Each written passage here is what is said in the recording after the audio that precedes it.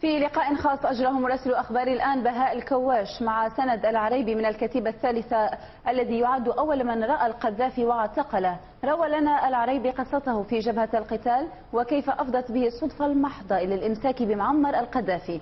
ننوه إلى أن المقابلة ستعرض كاملة في وقت لاحق. طلعت انا اجيب فطور ومودر حتى المره حتى اخويا ما قلتش قاعد، انا نشوف اخويا مش قاعد، فهمت علي؟ اخويا ده من دوري صرت انا بعد طلعت الغرب اصلا اول مره نشيله ومش عارف اشيل الغرب بصراحه يعني. من اول ما طلعت يطلع معه مصراته وين مش عارف، الله اعلم يا سنين ينام مصراته والغرب وني ما مش عديت الا في الثوره هذه بس.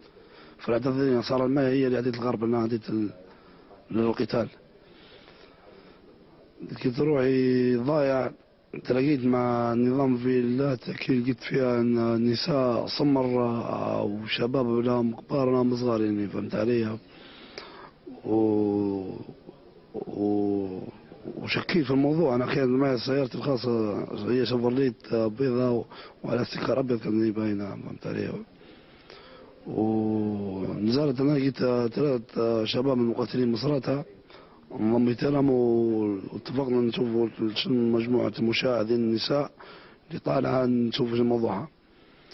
واحد منهم التعقيبية درنا التفاف على الفيلتين، في فيلتين انا درنا التفاف انا وشباب صاحب، انا اخذت معي بندقة شباب مصراتها، انا اخي معي بندقة كلاشنكوف مطوي، طلعت بها انا ومعي وليد صاحب اخرى المصراتة، درنا التفاف. انا شكيت فيه 90% معمر، بعد قربت شوية عرفت 100% معمر. جيت من وراء طربقت ليدها وفكيت منها المسدس لونه ذهبي. شنو شعورك لما قابلت القذافي؟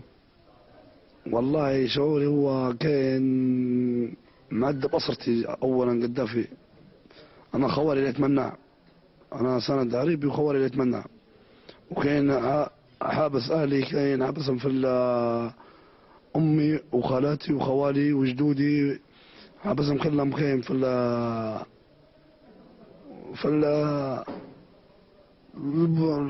السجن السياسي هذا. وقتل خالي في 87 في 17 فبراير منير محمد عبد الرازق مناع.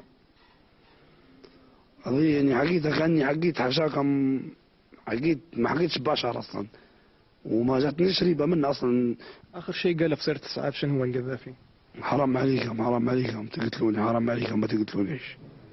هل كانوا مع مجموعة مثلا من الحرس الخاص لما شفتوا انتم؟ الحرس الخاص كلهم كانوا في جعب اللي في وين ماخذين من الشباب من طبرق، هذول ماخذين منهم البنزينة، لقيت في جعب ميتين حوالي ما يقارب عن 7 أنفار ميتين، وعطينا الهجوم وكلهم لابسين مدني هم مع رصاص القذافي. شو شعورك بعد ما استطعتم القاء القبض على القذافي ومقتله يعني؟ والله شعور ممتاز والحمد لله رب العالمين، ريعت الامهات الشهداء كلهم الحمد لله من رب العالمين. شنو نتمنى ليبيا تو؟ والله نتمنى ليبيا حرة والى الامام ان شاء الله ليبيا يا رب العالمين، ان شاء الله في التطور ولقدام باذن الله يا رب العالمين.